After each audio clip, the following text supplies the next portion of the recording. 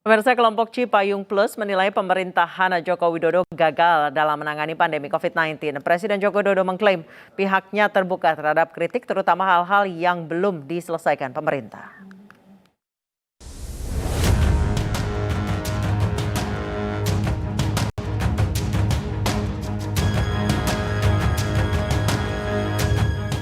Kelompok Cipayung Plus menilai Presiden Joko Widodo gagal menangani pandemi COVID-19.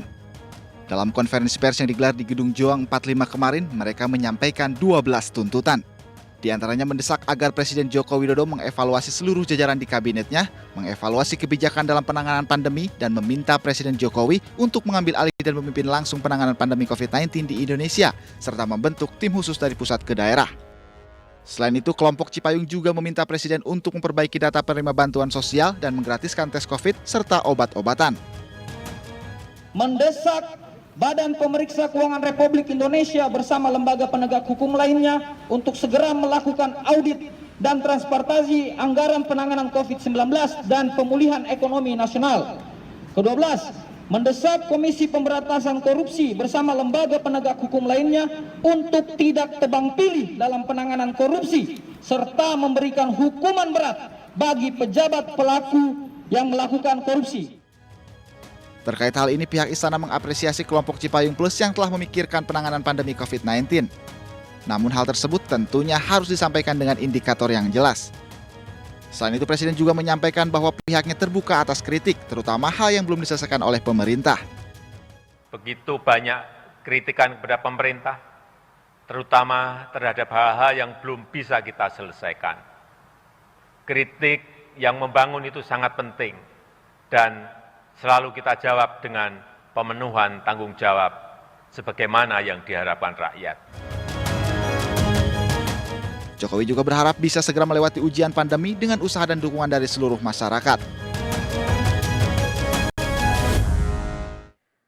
Kelompok Cipayung Plus menilai Presiden Joko Widodo gagal dalam menangani pandemi COVID-19. Dan untuk membahasnya sudah bergabung bersama kami Ketua Umum Pengurus Pusat Gerakan Mahasiswa Kristen Indonesia, Jeffrey Gultom, dan Ketua Jokowi Mania, Immanuel Ebenezer. Saya ke Jeffrey terlebih dahulu.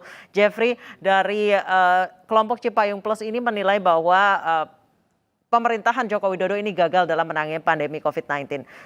Berdasarkan data apakah dan apakah indikatornya yang menjadi penilaian tersebut?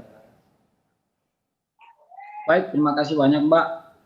Kita harus akui bahwa apa yang kita suarakan kemarin itu bisa sampai ke pemerintah karena kita sudah melalui diskusi panjang dan juga kajian. Ada beberapa variabel yang tentunya membuat Cipayung Plus berkesimpulan seperti itu. Di antaranya misalnya ketahanan kesehatan Indonesia yang rapuh, indikatornya kematian tinggi. Data terbaru sejak 3 Juli sampai 19 Agustus itu ada sekitar 61.041 orang yang meninggal atau kalau kita kalkulasi sekitar 55 orang per jam. Kemudian pelaksanaan 3T yang rendah itu karena kosnya memang cukup mahal. Fakta di lapangan misalnya paket reguler itu sekitar 1 juta rupiah, biasanya 700 ribuan, tapi hasilnya 1 kali 24 jam. Itu pun terkadang agak lama sekitar 3 kali 24 jam. Padahal harganya bisa 2 kali lipat itu mencapai 1,5 juta. Kemudian ketika kemarin itu disampaikan oleh Pak Presiden Jokowi bahwa harus diturunkan harga itu sebenarnya kan terlalu lama itu. Karena suara-suara ini sudah kita suarakan jauh lebih lama, tapi baru sekarang dieksekusi. Kemudian ada okupansi bed, kemudian obat-obatan dan produksi oksigen Indonesia terbatas. Kemudian ada tenaga kesehatan Indonesia yang tidak mendapat perhatian dari pemerintah berupa insentif dan upah. Kemudian ada program vaksinasi serta distribusi obat-obatan yang dilakukan oleh kementerian terkait seperti Kementerian Kesehatan dan BUMN yang menjadi leading sektor ini itu masih belum optimal. Jumlah yang sudah vaksin aja masih sekitar 14,77%. Itu jauh dari target yang diharapkan Pak Jokowi. Misalnya begitu. Kemudian ada beberapa variabel lagi seperti misalnya jaringan pengaman sosial yang tidak tepat sasaran. Itu ada terjadi kekeliruan atau ketidaksinambungan antara kementerian, misalnya validasi data JPS Indonesia yang belum terintegrasi baik, nomor KTP dan KK misalnya yang tidak valid, kemudian ada penggandaan begitu. Kemudian di tengah-tengah penderitaan rakyat ini masih terjadi juga korupsi, seperti korupsi bansos, kemudian juga ketika dalam pendistribusian bantuan sosial itu bahkan ditemukan dan diakui ada pungli begitu. Jadi ada beberapa variabel-variabel yang kita nilai berdasarkan data dan kajian yang kita pegang gitu, bahwa presiden itu kami nilai dari kelompok Cipayung Plus itu minus gitu. Baik. Dan sebenarnya suara-suara ini yang harus kita sampaikan ke Pak Presiden gitu. Baik, saya ke Mas Eben. Mas Eben, pemerintah gagap dalam menghadapi pandemi COVID-19. Anda sendiri setuju atau tidak? Kalau persoalan gagap atau tidaknya kan parameternya di mana gitu. Karena gini. Tadi barusan disebutkan oleh Jeffrey. Iya, kalau parameter data yang disampaikan Jeffrey tadi berkaitan dengan pendistribusian yang tidak mencapai target, itu problemnya bukan di presiden.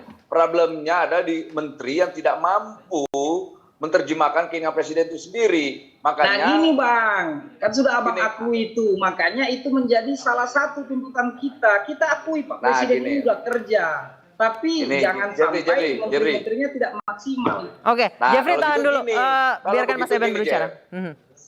Silakan Mas Eben. Saya, kawan-kawan jangan lagi memasuki persoalan kritiknya itu berkaitan dengan kinerja. Langsung aja minta menteri-menteri yang tidak punya kemampuan kinerja atau minus segera mundur, itu lebih terhormat daripada semua serangan ini seakan-akan presiden tidak mampu melakukan kerja-kerja atau tugas-tugas kepresidenannya atau tugas-tugas eksekutifnya. Karena kita lihat presiden sudah cukup letih lah ya menghadapi problem pandemik ini. Problem pandemik ini kan bukan juga problem yang semudah yang kita gambarkan, belum lagi problem ekonomi yang hari ini kita lihat juga semakin merosot, tapi mulai ada tren positif. Artinya coba lebih objektif kawan-kawan Cipayung gitu. Kalau mau yang lebih tegas lagi, kritik tuh menteri-menteri yang tidak mampu kerja. Kalau mau lagi tingkatkan lagi, hukum mati mereka yang terlibat dalam kasus jual beli atau memperjualbelikan problem pandemik ini. Oke. Saya kembali ke Jeffrey. Maksud dari teman-teman Cipayung Plus itu mengkritik presiden secara personal, kerja presiden secara personal, atau lebih ke pemerintahannya sih? Sebenarnya kita mengkritik pemerintahan, kan beliau ini kan kepala negara. Jadi ketika ada menteri-menteri atau pembantu-pembantunya yang tidak optimal, ya kita mengkritik beliau, kita memberikan suara supaya beliau itu mendengar. Jadi beliau bisa melakukan perubahan-perubahan sehingga penanganan COVID-19 ini lebih optimal gitu loh. Karena ketika beliau bekerja dengan baik tetapi pembantu-pembantunya ini seolah-olah santai-santai saja, sehingga kita memberikan saran kepada Pak Jokowi begitu loh. Baik. Nah itu baru menarik lah ya. Menurut saya gini, apa yang disampaikan adik-adik Cipayung ini udah cukup pas sasaran lah. Artinya mereka ini juga harus jangan berdiam diri dalam problem pandemik ini. Karena mereka ini kan mahasiswa-mahasiswa yang punya daya kritis. Problemnya adalah kalau seandainya mereka diam, karena saya lihat banyak sekali keinginan presiden atau ekspektasi presiden, menteri-menterinya memang tidak mampu menerjemahkannya. Kita lihat misalnya kayak di kesehatan, Menteri Kesehatan. Sekarang sudah ada standarisasi alat PCR harus melalui Menteri Kesehatan. Kita lihat banyak produk-produk palsu yang kita lihat dijual belikan di lapangan. Dan ini bahaya, karena ini saya lihat mafia kesehatan ini sama saja dengan mafia penjahat kemanusiaan. Makanya kalau kami sebagai pendukung presiden meminta segera penegak hukum mati nih para bandit-bandit ini nih di Kementerian Presiden. Pembantu-pembantu juga banyak orang jahat. Sampaikan juga menteri-menteri ini banyak garongnya daripada membantu presiden. Banyak garong dan malingnya. Baik. Jadi maksud dari teman-teman Cipayung Plus ini adalah mendesak presiden supaya segera mereshuffle dan mengevaluasi kabinetnya, seperti itu maksudnya mungkin? Ya betul Mbak Anissa. Kemudian kan ada 14 poin tuntutan kita. Bukan hanya kepada fokus merevisi ataupun meresafel kabinet kerja. Misalnya Presiden harus melakukan evaluasi terhadap kebijakan ekonomi, kesehatan, pendidikan. Kemudian pemerintah itu harus membuat roadmap penanganan COVID-19 berdasarkan Undang-Undang Kekarantinaan Kesehatan misalnya. Baru kami mendesak Presiden Jokowi untuk mengambil alih dan memimpin langsung penanganan COVID-19 dan melakukan reformasi Komite Penanganan COVID-19 Pemulihan Ekonomi Nasional. Kemudian membentuk tim khusus komunikasi penanganan COVID-19 sehingga alur komunikasi antar kementerian itu jelas gitu. Jangan yang satu bicara lain, yang satu bicara lain begitu. Kemudian pemerintah harus segera memperbaiki data penerima atau mekanisme penyaluran bantuan sosial. Segera gratiskan biaya tes COVID-19 misalnya, karena kan harganya tinggi kali di tengah-tengah masyarakat sekarang yang sulit, sangat susah kita Mbak. Kemudian menghentikan segala tindakan kekerasan terhadap aktivis dan semua elemen rakyat yang menyuarakan aspirasi, dan saya lihat pemerintah sudah kooperatif.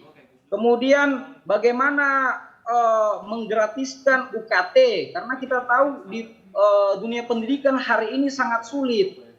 PPKM itu sangat mempengaruhi dunia pendidikan gitu loh. Jadi kebijakan-kebijakan pemerintah itu sebenarnya harus juga pro kepada pendidikan.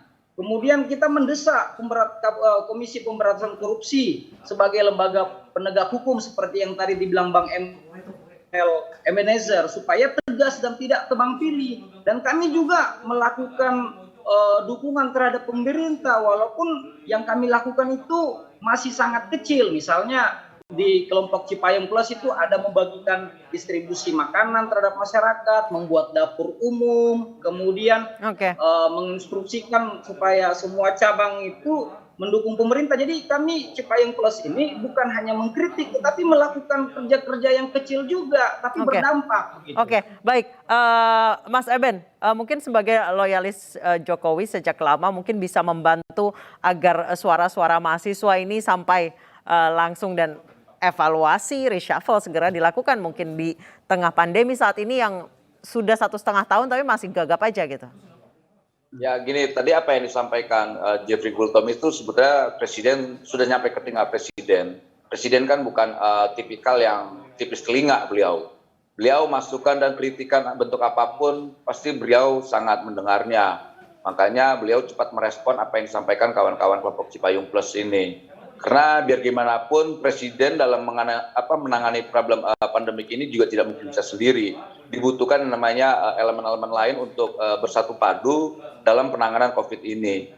Jadi menurut saya sudah cukup baguslah kawan-kawan melakukan kritikan terhadap pemerintahan Jokowi. Jangan biarkan kekuasaan itu larut dengan apa yang dia lakukan, karena ini juga bahaya buat pemerintahan Jokowi. Tadi disampaikan persoalan jangan ada kriminalisasi, kemudian jangan ada pembungkaman, dan itu salah satu agenda yang tetap Presiden menjaga. Karena komitmen Presiden adalah menjaga demokrasi ini jangan sampai dibajak oleh para bandit-bandit dan mafia-mafia. Kita sebagai aktivis 98, apalagi kawan-kawan Cipayung, kita lihat track recordnya tidak pernah letih untuk berhadapan dengan kekuasaan, berhadapan dan juga mendukung kekuasaan. Posisi Cipayung ini kan selalu seperti itu. Jadi menurut saya kawan-kawan Cipayung ini jangan juga letih untuk menyampaikan kritik. Tapi menurut saya saran saya harus lebih keras. Yang tadi kayak kesannya keluh kesah doang tuh. Tidak keras tuh menurut saya. Oke. Mungkin masuk dari Bang Eben, nanti lain kali teman-teman Cipayung ini lebih mendetilkan tuntutan-tuntutannya. Misalnya untuk Kementerian A, B, C, D. Apa saja evaluasi dari teman-teman Cipayung Plus? Ya.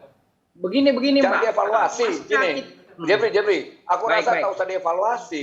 Dicopot aja itu menteri-menteri yang kira-kiranya tidak lagi mampu bekerja di pemerintahan kedua Presiden ini. Tinggal kalian jabarkan nama-namanya siapa aja. Misalnya Menteri Kesehatan, siapa namanya? Pratikno yang berkali-kali blunder, kemudian Bahlil yang jalan-jalan ke luar negeri saat pandemik. Lantas kemudian anaknya Ketua Umum Partai Golkar saat pandemik dia honeymoon ke Jepang. Nah, itu kayak gitu kritik. Gitu loh. Bang, begini. Kajian kita itu ada sekitar 40 lembar, iya toh. Dan kita berharap bisa sampai ke meja Pak Jokowi, karena Pak Jokowi ini kan harus kita bantu, kita dukung. Presiden ini butuh bantuan loh. Dan kita melihat itu dari perspektif yang lain, dari luar istana gitu. Jadi kita mengkritik Pak Presiden Jokowi itu merupakan cara kita untuk menolong beliau dengan pola yang berbeda gitu. Persoalan nama-nama menteri yang mau dicopot atau diresafel oleh Pak Jokowi itu merupakan kewenangan beliau, Pak. Cuman kita hanya memberikan masukan dan datanya ada gitu loh. Jeff, kalau kau merasa memiliki bangsa ini, kalau kau punya daya kritis terhadap problem bangsa ini, jangan pernah sungkan menyampaikan hal yang benar. Jangan juga pernah ragu. Karena kalau kau aktivis punya keraguan, kau jangan jadi aktivis. Itu kritik sekeras mungkin. Karena presiden ini bukan presiden yang anti terhadap kritik. Itu. Walaupun kita lihat sisi kiri kanannya ini yang garong-garong ini kecenderungannya selalu merongrong apa yang presiden inginkan. Misalnya kayak tadi kamu bilang tadi bahwa presiden menginginkan persoalan target vaksinasi itu per hari 3 juta atau sampai 5 juta. Faktanya sampai detik ini ternyata jangankan 3 juta, 100.000 pun nggak tercapai. Karena kenapa? Dimonopoli. Padahal kita punya infrastruktur kekuasaan, ada Kodim, Korem dan sebagainya. Artinya sentra-sentra vaksin tadi kan bisa didistribusi ke tempat-tempat itu semua. Jadi menurut saya, saranku kawan-kawan Cipayung ini langsung aja minta para pemain atau mafia pandemik ini dihukum mati. Oke, Jeffrey, Dan silakan. menteri yang tidak mampu kerja segera mundur atau dicopot, itu aja.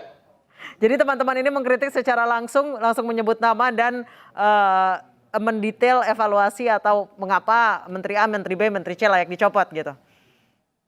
Iya, sudah copot aja, orang nggak ada yang mampu kok. Oke, silakan Jeffrey. Semua tidak. Kalau pemerintahan Jokowinya, menurut saya sudah cukup maksimal lah menjalankan tugas-tugas kebangsaannya dalam menangani persoalan COVID dan kemudian masalah ekonomi yang hari ini kita hadapi. Nah, problemnya hari ini adalah di lingkaran Jokowi yang tidak mampu menerjemahkan apa yang diinginkan presiden karena mereka sibuk bisnis buat 2024. Oke. Iya. Dan sibuk juga menikmati fasilitas itu sendiri. Oke, Ya, tanggapan dari teman-teman mahasiswa seperti apa? Ya, saya pikir sudah benar yang tadi disampaikan oleh Bang Immanuel dan kami sepakat itu. Jadi saya sudah sampaikan kajian kita itu sudah ada, sudah 40 lembar, sudah kita sampaikan secara detail di situ.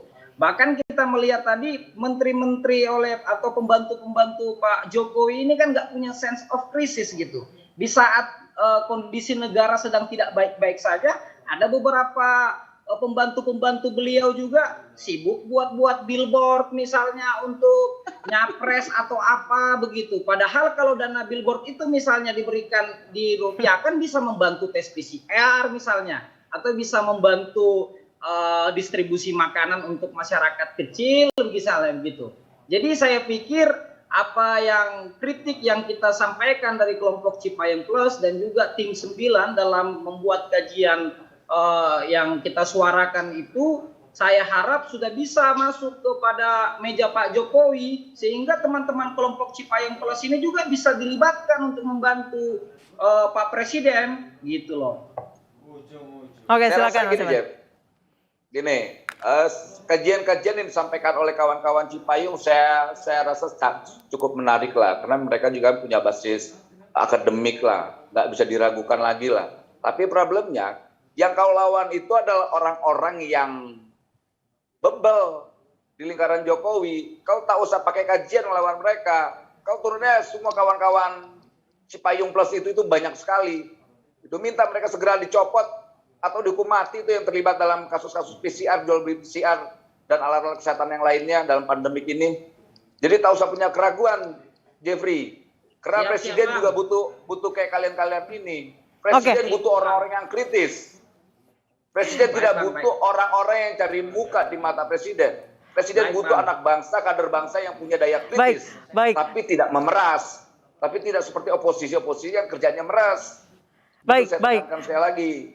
Biar oposisinya berkualitas, biar kritik kalian itu berkualitas. Tidak menjadi kaleng-kaleng. Baik, terakhir saya ke Jeffrey. Mungkin dari benang kusut penanganan pandemi ini, kalau menurut teman-teman dari Cipayung Plus, apa hal pertama yang harus paling urgent saat ini diperbaiki? Ya, saya pikir kalau dari kita sebenarnya yang seperti kita diskusikan tadi bersama Bang Immanuel, bahwa presiden itu harus tegas ketika ada kekritisan, suara-suara kenabian yang disampaikan terhadap pemerintahan Pak Jokowi langsung dieksekusi. Karena jangan sampai Pak Jokowi ini sudah bekerja keras tetapi pembantunya santai-santai saja sehingga nama beliau yang jelek. Kan yang presiden Pak Jokowi gitu loh. Ya. Jadi kalau misalnya ada laporan ataupun suara-suara misalnya mafia-mafia divaksin gitu, yang menteri-menteri terkait langsung copot aja gitu. Karena kalau menterinya nggak kerja dengan baik, yang salah Pak Jokowi gitu. Nah, itu tugas kawan-kawan kelompok Cipayung. Itu tugas kalian. Kalian suarakan itu, kalian sampaikan itu. Kalau tidak bisa melalui media, turun di jalan. Jangan dulu, masih pandemi. Bang, gimana mau turun ke jalan, Bang? Masa kelompok Cipayung lebih keras dibanding saya sebagai pendukung presiden suaranya? Bukan, maksudnya kalau misalnya mau lakukan aksi nyata, kami juga akan bisa, Bang. Bayangkan Cipayung Plus seluruh Indonesia itu luar biasa, Bang. Tapi kan kita menghargai pemerintah. Kan kita mendukung. Gitu loh. Bentuk penghargaan pemerintah itu dengan kau bersikap.